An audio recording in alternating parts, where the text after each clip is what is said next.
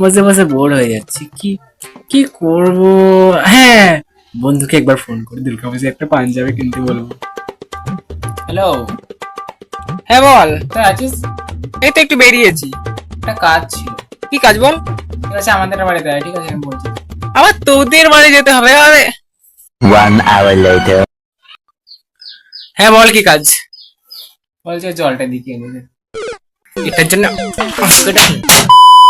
আচ্ছা দেখ ভাই, শোন, সামনেই দুর্গাপুজো। দুর্গাপুজো বলে আমি এখন থেকে নাচানাচি করি, কি বলিস? দুর্গাপুজোর জন্য একটা লিস্ট করেছি। আমরা দেখ, প্রথমে আমরা তারপরে ওই দিক থেকে ঠাকুর দেখে দেখে আসবো। তারপরে এদিকে আস্তে আস্তে আমাদের লোকাল যেসব ঠাকুর রয়েছে সেগুলো কিনি। বুঝতে পারছিস?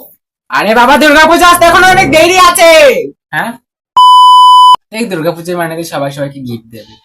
আমি ভাবছি যে আমাকে একটা এই দেখ, এই পাঞ্জাবিটা গিফট করলে বাস অষ্টমীতে বলবো প্লিজ। ওই দেখতে ওখানে আমার মেন ব্যাগটা আছে, ওটা এদিকে দেবো। মানি ব্যাগ, আমার তো অনেক টাকা আছে, বল দেখি।